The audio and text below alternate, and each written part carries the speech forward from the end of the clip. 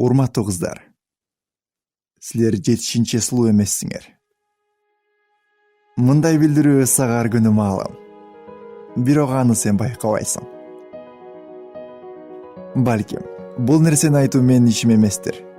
Кантсе да жигит катары жекеленбей, сага кайрылууну туура көрдүм. Мейли, сен жетишинче сулуу болбо. Бирок биз билгендей, сен кооздуктун жинагысың. Ооба, сулуулук бул жакшы, бирок ал узакка созулбайт. Сен канчалык сулуулукка сүңгүсөң, ошончолук сени ашыкча ооруторойт. Эмнеге дегенде бир күн келет. Сен ушунчалык талпынып, көргөзө албай жаткан сулуулуктун боёгу бозорот. Кийин аны сен эч кандай фильтр менен жое албайсың.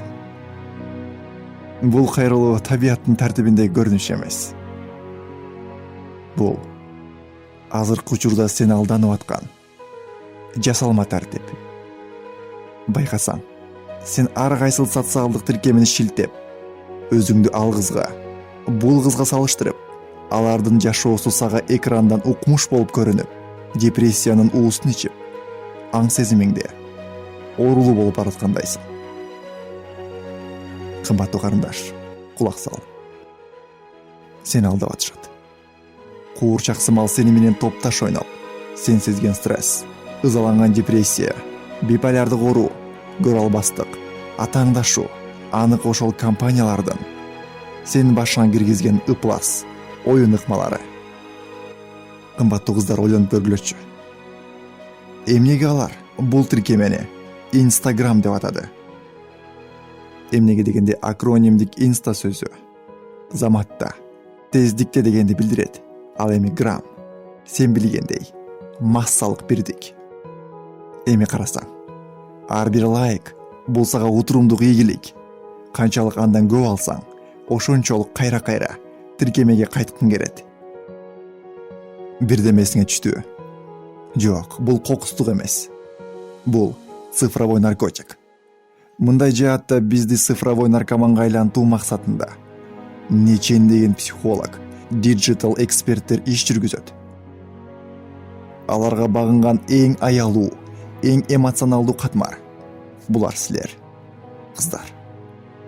Алар сенин өздүк баалоо оюңду төмөн түшүрүп, эгерде кайрадан батыл аракет жасап, мисалы ушул кызга же бул кызга окшоп бренддеги сумка, туфли, кийим, макияж жана ушундай манипуляцияларга багынсаң, утурумдук сага лайк камсыздап, өздүк наркыңды көтөрүп, лайк аркылуу сенин оозуңа алаксытуучу наркотик упчуусун салат.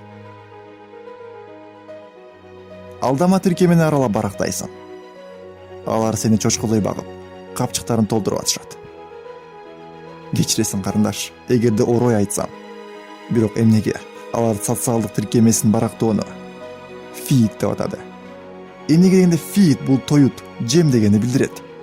Атаңдаштык ыкма менен ой чабытыңды мокотуп, сен баары бир бизге көз карандысың деп, сенин үстүңдөн ачык эле күлгөнү анык. Алар цифровой наркомандар менен бизнес жүргүзүп, сени күн кор кылып, менчиктеп алганын байкабай турасың. 2617. Билесиңби? Бул сан эмнени билдирет? Бул орто эсептеги адам бир күндө өздүк телефонун кайра-кайра текшергени.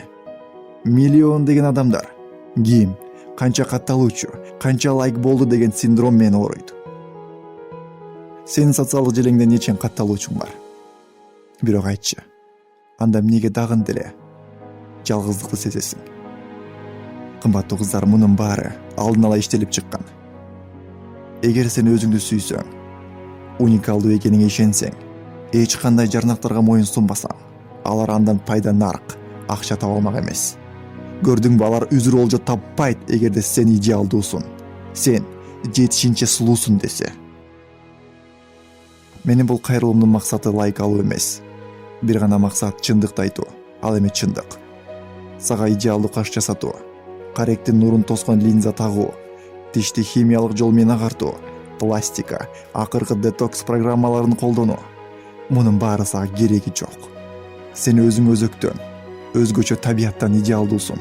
Мен мырза катары сага ушунчалык көргөзгүм келет, канчалык кыз табиятынын тереңдигинде сулуулуктун керемети бар экенин. Аттең, бирок аны сөз бермети менен жеткирүү мүмкүн эмес. Карасаң, өзү байкалат. Сен күлгөндө күндөй кулпурасың. Сен уялганда көзүң нурдалат. Кымбаттуу кыздар, мээрестер идеалдуу болбогула. Бирок силер кооздуктун көсөмү, дүйнөнүн көркөмүсүңөр. Болду. Жасалмага жармашпа. Бул билимиңди сенден эч ким, эч кандай корпорация урдай албайт. Жана бул сулуулуктун эми боёгу да бозорбойт. Урматтуу кыздар, силер жетишинчи эмес. Силер кайталангыс сулуусуңар.